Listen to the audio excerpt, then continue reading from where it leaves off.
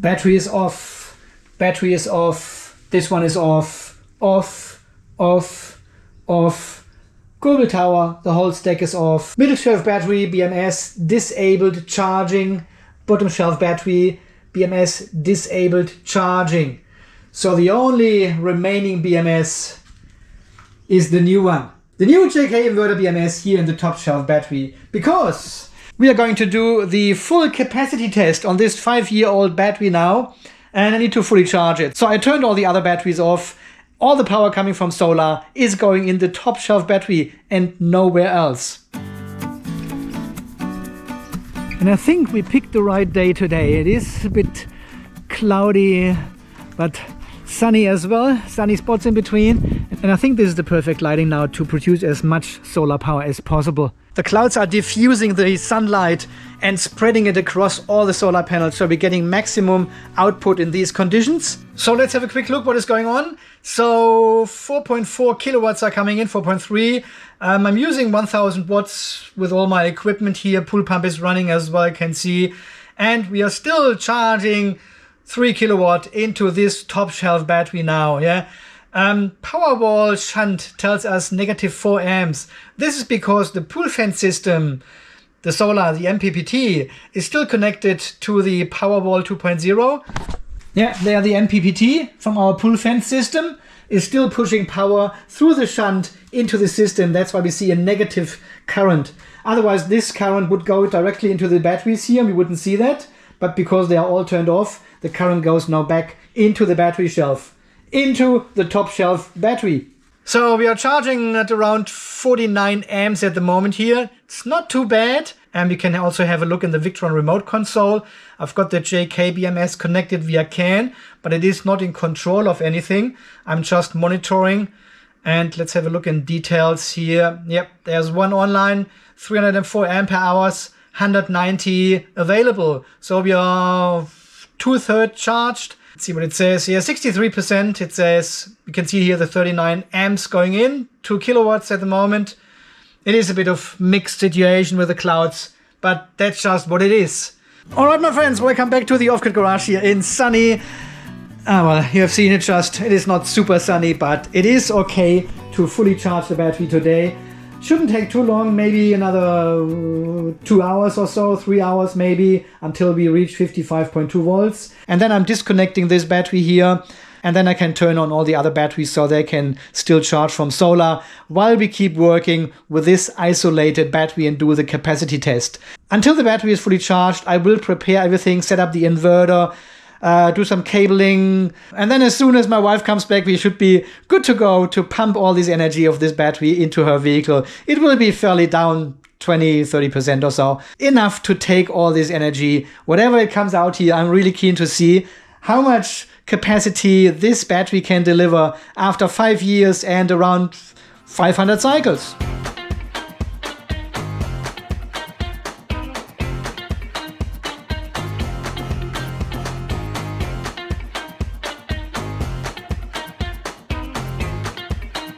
I need to interrupt the time lapse. I think the BMS has turned off because we have exceeded the 100 amps. I said everything turned off here for a moment, and we've got now a red light there. So let's have a look at the BMS, what's going on.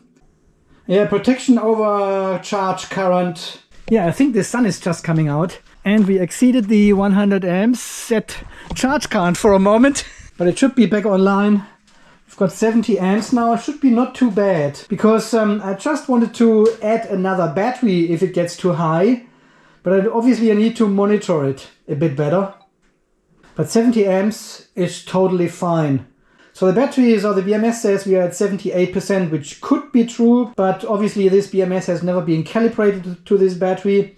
Yeah, 4.2 kilowatts going into this system here, 28 degrees we have there. This is all good, because nothing is limiting the current into this battery except of the circuit breaker and the BMS itself. Even it is connected via CAN to the Victron system, it is not in charge. I mean, not in control. Okay, let's keep monitoring it here and keep charging. We shouldn't be too far away, I guess. It is 10 past 12. All right, back to the time lapse.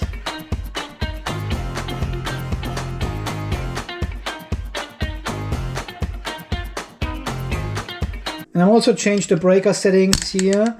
Trip current sits on 80% of 100, so 80 amps. Changing this to 1.0. So we've got now full 100% of trip current, which is 100 amps. Because we don't want to prematurely trip this breaker here at 80 amps already, it still needs to heat up for that, so it won't trip at 80 amps exactly. It probably can hold this for, I don't know, 20, 30 minutes or so before it actually then trips. But here I want to fully utilize the charge current coming into the BMS. And because the BMS turned off a couple of minutes ago, there's also another interesting test running here, just automatically.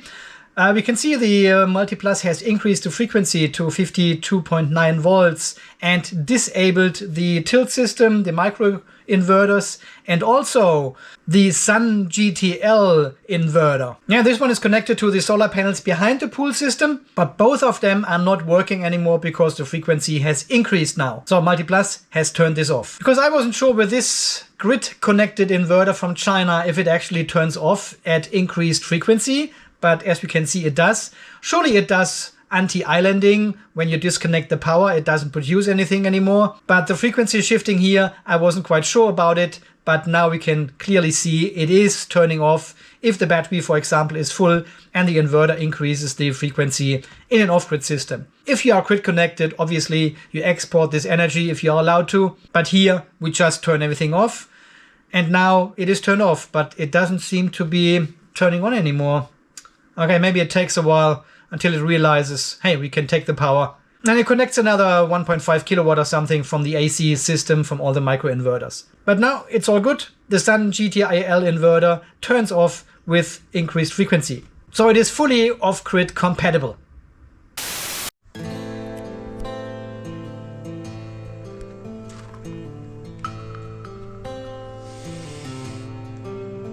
It's not gonna happen, guys. So here's the BMS of the top shelf battery. We have 53.8 volts.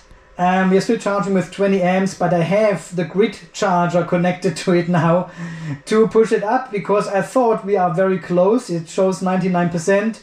And I've seen voltages over 54.6, 54.7 I've seen. But this was obviously under charging with a higher current, 50, 60, 70, 80 amps. And then the charge voltage of the battery goes up a bit. But as soon as the sun goes behind a cloud, and as you have seen, now we have only clouds, thick clouds. So the battery is not close to be fully charged. It is not saturated. It is not absorbed at this voltage. And that's why the voltage goes down as soon as we lower the charge current. What I'm going to do now is I will connect all the other batteries again, isolate the top shelf battery. And then this bit of solar which is coming in right now can go in the other battery so we don't waste it. And I use the grid charger to charge up this battery until tomorrow morning because it is already 2:30 now and the discharge will probably take 7-8 hours of this battery. It will be a late night show otherwise. So I'll prepare everything and tomorrow morning the battery will be fully charged. We have a final look in the BMS and then we do the discharge test of the 5-year-old battery EVE LF304. Well, you have a wonderful good night. Alright my friends, I can see the current is slowly going down. So we have reached the 55.2 volts. We can see here in the BMS 54.5 and current is going down, as I said, 13 millivolt deviation so far. So it's not too bad. All the cells are nicely together. So this took now another 1.5 hours to charge this battery and we are still not there. So, but this was close to 30 ampere hours missing. But finally voltage is increasing now. So we are leaving the flat part of the charge curve and going into the steep area. Alright, so we leave this running here. And while we are waiting for the battery to reach 55.2 volts, I'll walk you quickly through my setup here. I have connected here a cable directly to the positive of the battery. Yeah, I also fixed it here with insulation tape to the other cable, so there's no strain on this cable. The same over here, negative. I've taken it off from the breaker terminal, so red and black coming down and going into this Thomson circuit breaker here. This is a 200 amp circuit breaker MCCB with 50 kiloamp breaking capacity. Breaker is off at the moment, and that's where I connected the charger to charge the batteries in this direction. And on the output of the circuit breaker, we've got the negative coming down, going into the smart shunt test, and negative is going into the inverter. Yeah, this is the good old Peter inverter here, 48 volt, 3.5 kilowatt, one of the best standalone off-grid inverters I think on the market. Very compact design, very good capabilities to run pretty much anything from a 48 volt battery. So ideal for boats and cabins and RVs and stuff like this. I'll link this one down below. Exists in 12, 24 and 48 volt now. Fantastic device. Yeah, positive coming from the breaker as well, going into the Peter inverter, and we also have the positive for the smart shunt test connected to the positive output here. So nothing is turned on at the moment, as I said. We are still charging the battery. Yeah, we are still at 54.6 volts, 15 millivolt deviation. Is there anything to see? Cell number 7 seems to be the highest at the moment, and the red ones is the lowest. Goes back and forward, which is good. All right, give it another 2, 3, 5 minutes or so, and then we should be there. Yeah, and I've got the extension cable already hanging here, so we plug this in directly to the inverter, and from here it goes all the way around to the carport where my wife's car parks, and then we plug in the EVSE and charge this vehicle until this battery is down to 2.5 volts, and the smart shunt will then measure the capacity and energy. But we know from the past tests we did with the battery shelf here, these EVE LF304 cells are very consistent and very matched, because neither the Heltec nor the Overkill BMS here with their passive balancer had any trouble balancing this battery here. So now the JK with the 2 amp active balancer should have no trouble at all to balance out this battery. And we want to charge it up as high as possible to get close to 3.65 volts for each of the cells in this bank, because we want to bring this battery to 100% state of charge. Alright, so I've waited another 20 minutes or so, and the battery is now at 58.2 volts. Deviation has gone down. I've seen 7-8 millivolt already. It's just at around 10 millivolt at the moment. So average cell voltage 3.637 volts. Yeah, current has tapered off to 3.3 amps. So I probably turn off the power supply now and get everything ready. We need to turn on the breaker and set up the smart shunt test. Make sure everything is on 0. Okay, let's turn on the breaker first. There it is on. We have a light. Yep. Okay, smart shunt test. Settings 304 ampere hours. The battery has 55.1. This is all not important. You can click on synchronize. We are on 100% state of charge now. So this is all looking good. Of course, we need to go into the history and reset this one to all the zeros we have. There we go, 0 ampere hours, 0 kilowatt hours, 58.23 volts we see here as well. Okay, I would say it is time. We turn off the power supply. We even disconnect the power supply. We turn on the inverter and we plug in. Alright, let's plug it in and let's start the discharge test. See what's going on. Yeah, now we are pulling 100 watts, 300, 1.4 kilowatts, 1.6. Now the next fan is coming on. It's always loud in here. Oh, there's only 31 amps at the moment, but this will go up as the voltage is dropping. 1 day, 14 hours. Yeah, unfortunately I cannot adjust the charging power into the vehicle.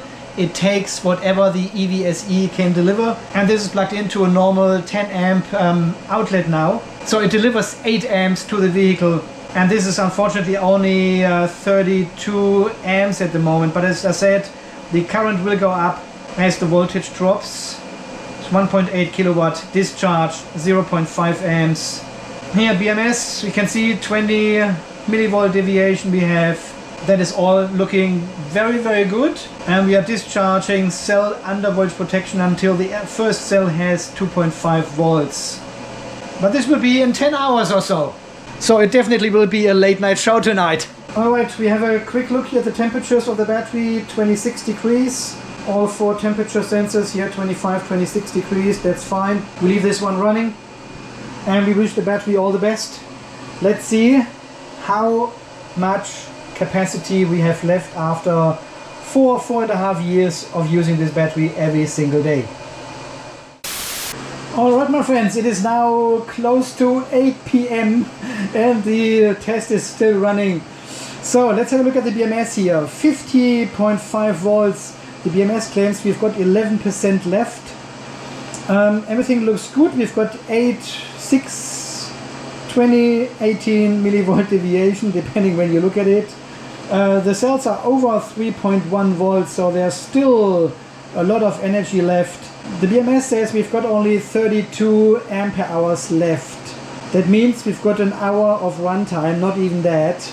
I think it will run a bit longer. You never know. 50.5 volts, and we haven't got any low battery cells at the moment in the pack. I think it will take longer than an hour to go down to 2.5 volts.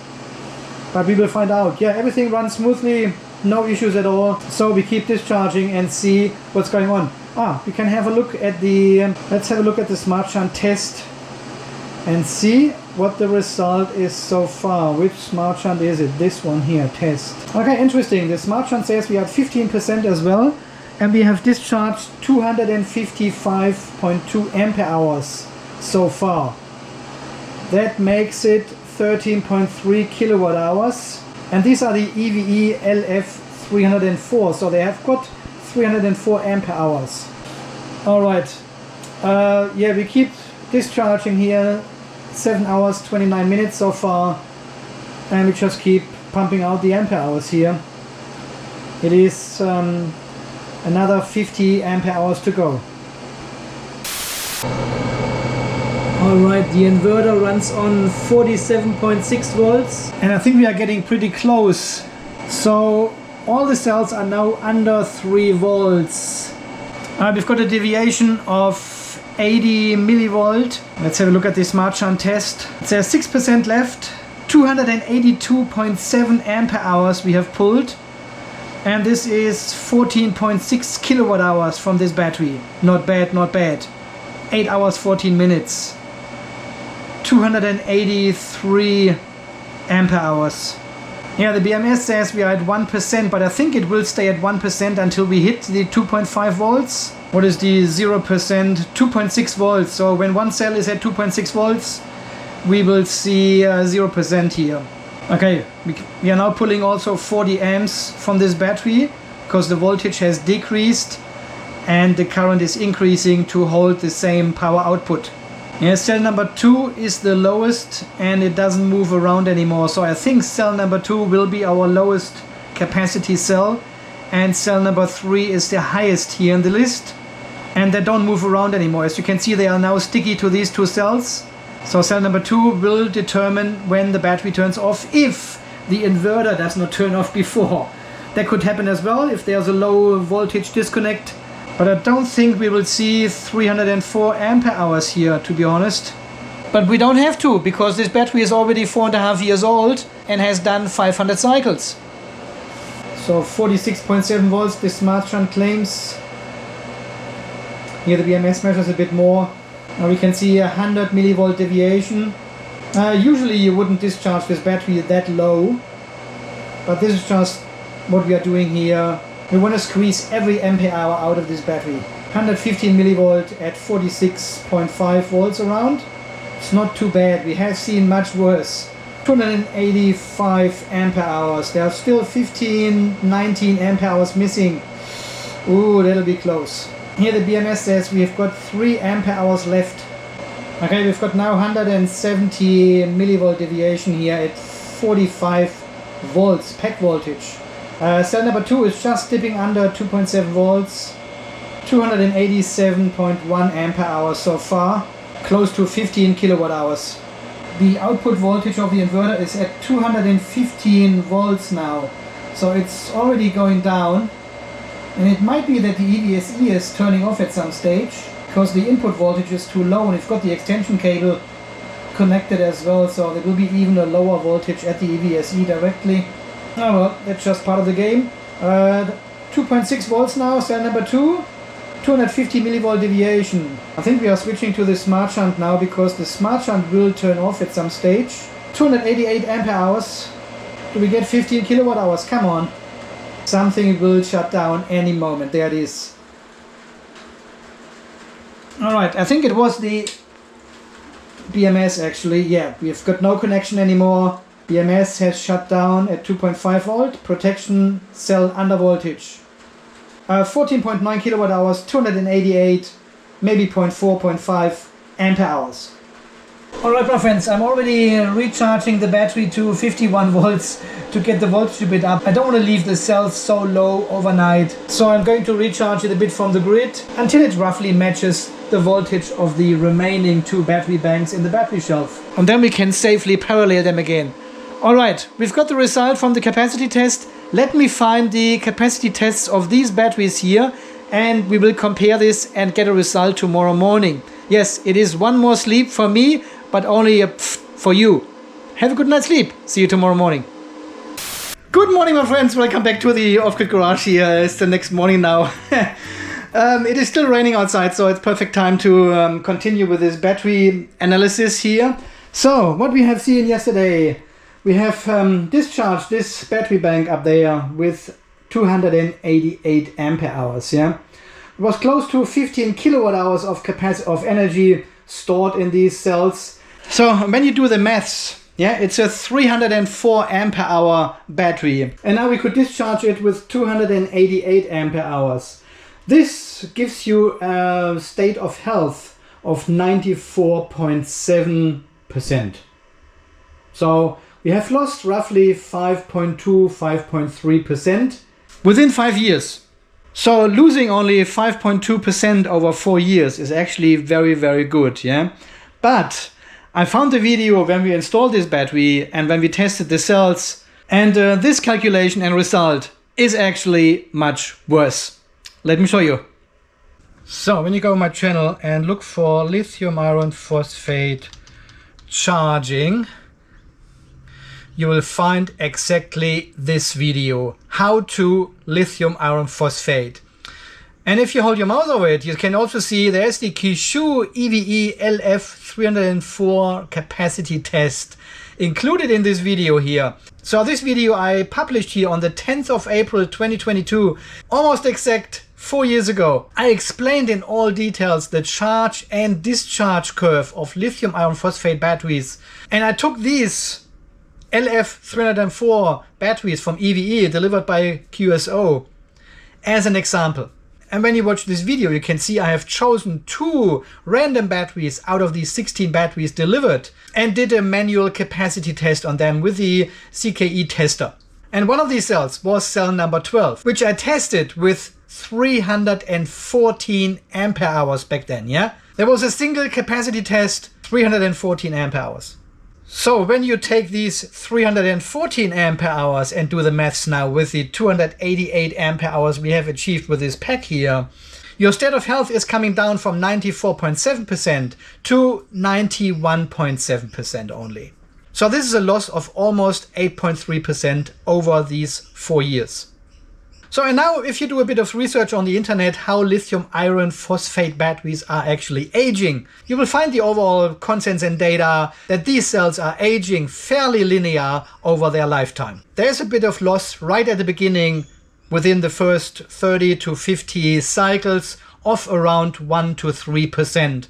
And this is for brand new cells when they form their SOE layer inside, the chemistries are settling down and they get themselves organized basically. So you're losing 1 to 3% within the first couple of dozens of cycles. So and then for the next thousands of cycles, the degradation is fairly linear. And depending on what kind of cells you have, what chemistry you have, lithium iron phosphate usually ages between 1.5 and 3% per year. And as we know, this is not only dependent on the cycles you put on these cells, but the calendar aging of these cells plays a vital role in this whole math. So when we connected to the overkill BMS for the very last time, it showed us an overall cycle count of close to 500 cycles in 4 years, which brings it down to around 80 cycles per year.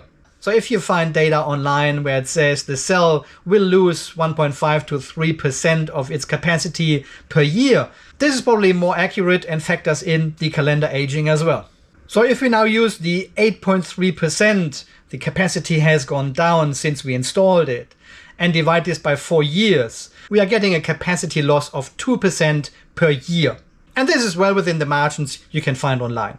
But now if you watch this video again from back then, I showed one of these cells here which I measured with 314 ampere hours. And this was cell number 12. 15, 15, 14, 13, 12. This is cell number 12. So in one of the next videos, I want to take out this cell number 12 and do a single capacity test again on this one cell.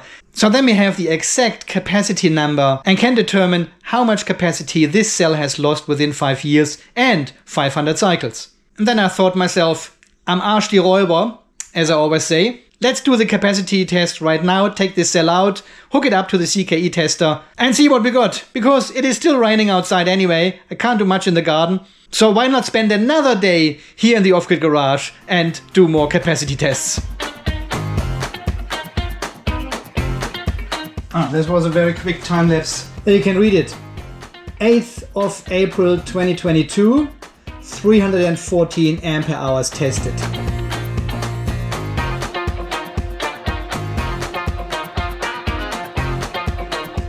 Okay, my friends, I have now connected cell number 12 to the CKE Tech tester.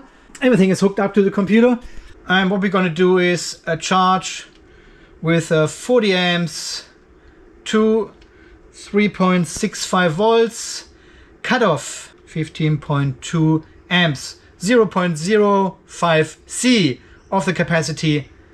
Alright, without further ado, let's get started. Because the battery is totally empty, it's at 3 volts. This will take probably 7.5 hours again. So I'm really sorry for making a 4-day video for you, but this all needs to be thoroughly tested and it just takes a while. Alright, see you in the afternoon.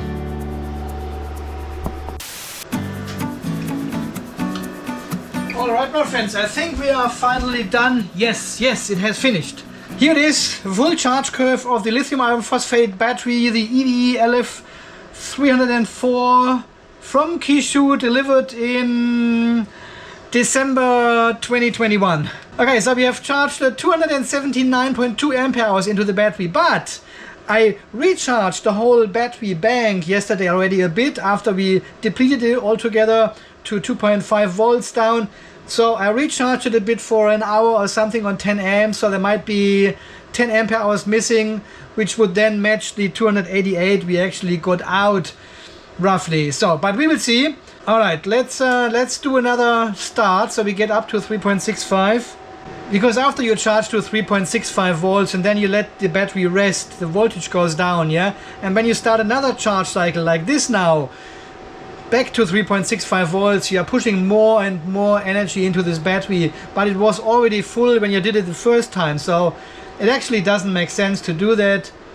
So discharge 40, discharge constant current 40 amps down to 2.5. Let's get onto it, start it. Alright, this will be another 8-hour test or so. It will be ready tomorrow morning. You have a good night's sleep as always, and we see us again in the AM early in the morning for the final result.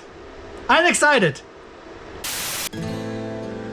Good morning, my friends, and welcome back to day 4 of the capacity test of the top shelf battery. And we have the result. You can see here the nice discharge curve of this lithium iron phosphate cell, the EVE LF304, all the way down to 2.5 volts with 40 amps. So nothing special here, everything seems to be fine. So the question is now, how much capacity does this cell still have after 4 years and 500 cycles? Alright, so the first capacity test was on the 8th of April 2022 and we measured 314 ampere hours with this cell. So now we've got the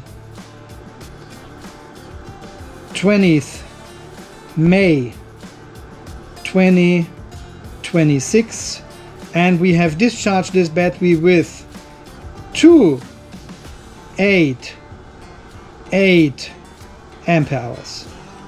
There's your result, 288 ampere hours. In fact, it is 287.8 ampere hours. So my friends, there you have it, 288 ampere hours instead of 314 ampere hours, which we tested at the beginning of the life of this cell basically, yeah.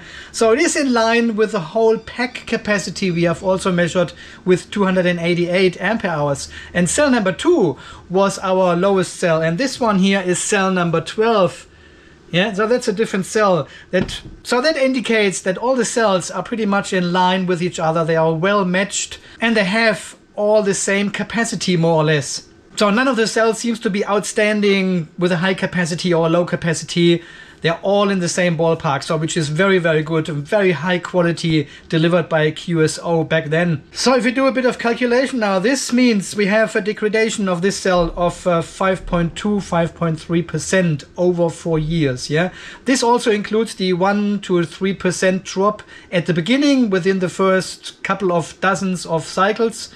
The drive-in degradation, so to speak, and then we've got this 1.5 to 3% degradation every year basically. Yeah, so I'm not sure if this is actually calculated of the rated capacity or of the initial measured capacity, because this over time will give you a bit of a different calculation then. So you can do all kind of maths now, because if we divide this 5.3% loss of capacity right now divided by 4, yeah, this will be 1.3% per year only. But again, at the beginning, there is a bit of a drop of capacity already, and then it basically goes linear until the end of the life of this cell. And then you get into some sort of knee and the capacity will drop dramatically and very quickly. So, but if we do the maths and say 1.3% per year and say end of life of this cell is at 80%, you do the 20% capacity loss over the lifetime divided by 1.3 gives you 15.4 years. And this is exactly a life cycle, what we would expect from such a cell, yeah? 15 to 20 years depending. And within these 15 years, 80, I will make only 1,230 cycles with this cell, if I will use it the same way as I did in the previous 4 years, which I doubt, because I will add more batteries and the life cycle for this one cell or for this battery bank will actually go down. So as you can see, the life cycle is not the problem here. And even if you would compress these cells to squeeze more life cycles out, which will give you a bit more advantage about that, it doesn't make a difference. At least not in my case here. The cell does only 80 cycles per year, and compressing or not compressing will not make a difference at all. Will we have a lower degradation if we would compress these cells? Well, we just don't know. But with all these numbers I provided you today with, you can do your own calculation or your own modeling, and you will come to slightly different results at the end. And if you take these numbers and put them over your own cycle use of your cells, yeah, you can probably get an estimation of how long your cells will last until they reach 80% state of health. And for some of the cells from EVE, they are now stating a state of health of 70%. And if we do the 70%, so 30% capacity loss divided by 1.3, so this will give you 23 years of lifetime of this cell until it hits 70% state of health. What I've also noticed is that this cell does not splash anymore. You know, with new cells, if you shake them, you can hear the electrolyte inside splashing around. It's fully absorbed now in the insulation material, obviously. No splashing anymore.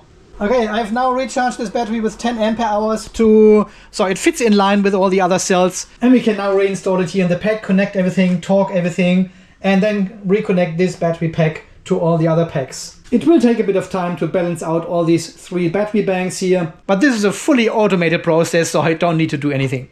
Alright, cell number 12 is now back with its family. It's all tightened and torqued and checked. Put the cover back on and let's turn on the BMS again. It is. So cell number 12 is now the highest voltage cell, as you can see, but it's freshly charged. The other batteries were sitting here for a day, 1.5 days or so. It will balance out once we fully charge this battery again, no problem at all. So we are at 49 volt pack voltage. Let's have a look. Let's have a look at battery number 3 down here. We are at 51. 51 to 49 is 2 volts, should be fine. We have the current limiter turned on and I have set the charge current. Oh, this is 15 amp here, that is not good. Let's set this one here to 50 amps. If we go over 50 amps, the current limiter will kick in and limit the current into the BMS to 10 amps. So let's see what happens when we turn it on. 100, 106, 103 amps. There we go. There's the protection and the current limiter kicks in and limits the current to 10 amps. This was exactly the 3 seconds we have set here as a charge over current protection delay. So if you have loads in your system which produce surge current like motors and air conditioning units or something, you can set this charge over current delay a little bit higher, like to 10 seconds or even 20 seconds, and you will allow going over this set limit for this period of time, yeah? And if you stay within this time frame, nothing will happen, no current limiter, no warning, no issues at all. But now we are charging with 10 amps into this battery and it will balance out over time, no problem. Alright my friends, I think so far this video from today, testing the top shelf battery, the EVE LF304 battery bank capacity test and single cell capacity test, and compare this to the initial test we did back in 2021 or 2022 it was. And the degradation is well within the margin of usual degradation which we see for lithium iron phosphate. So this is just totally normal what we see here. But what I'm surprised about is how good these cells are holding up over the time, yeah? They are still very balanced, very much matched. They're charging and discharging in the same manner. So I'm really, really happy about the quality QSO delivered back then. Really good. Alright my friends, thank you very much for your support. More videos are coming soon. If you are new here, subscribe. Drop me a like if you like this sort of content. And until the next video guys, you stay charged, stay safe, and thanks again for watching. See you then. Bye bye.